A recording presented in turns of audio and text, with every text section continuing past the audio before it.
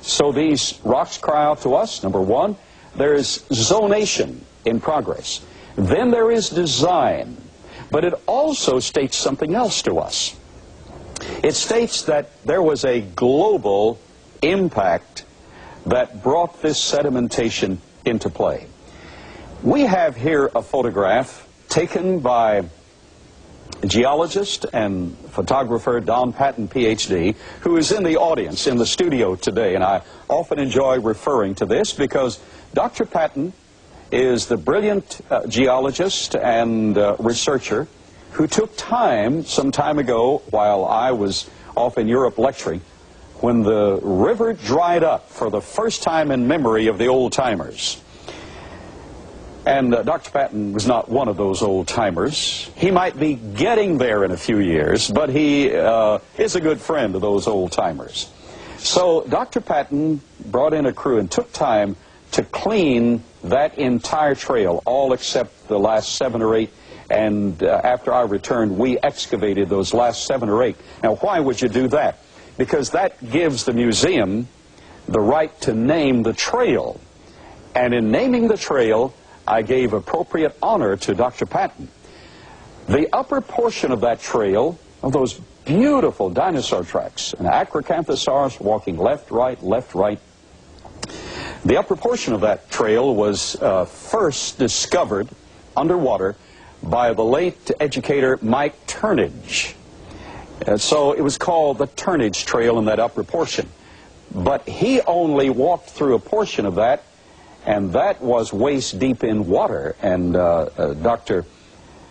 John Morris said he can still see, told me he can still envision Mike Turnage wading chest high in water, putting his feet in those tracks. But Dr. Don Patton then excavated or cleared all of those, and so the trail is named and officially logged as the Turnage Patton Trail, and appropriately so. And then the documentarian who measured that trail for the records in the library and archives of the Creation Evidence Museum is Aaron Judkins. So we have the Judkins Trail crossing that, a shorter trail.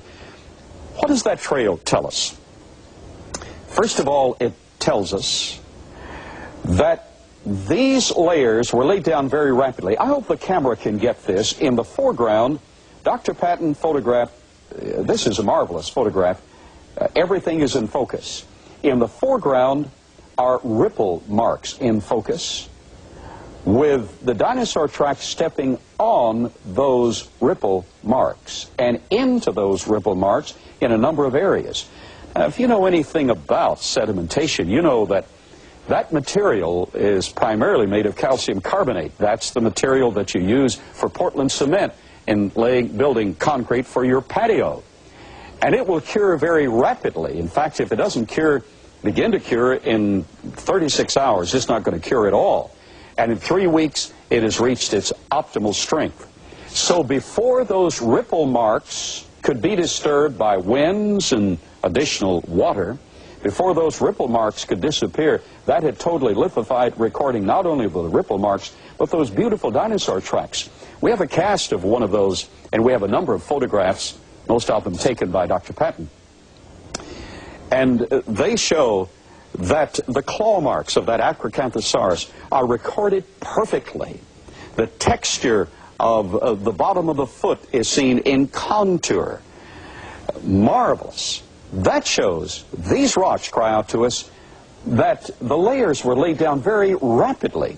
In fact, Professor Amy Clark, University of Illinois, has calculated, because of the nature of the clay marl between these two layers, that the time differentiation between that layer and this layer is only 12 hours. So that cries out to us that there was a deluge that caught these creatures. It cries out to us that the material lithified, cured very rapidly. It cries out to us that the next layer washed over it very rapidly. Professor Clark has the mechanism, the moon, with gravitational attraction in a global and near global body of water, would have caused that particular event to be recorded like that. But there's something else that's cried out to us.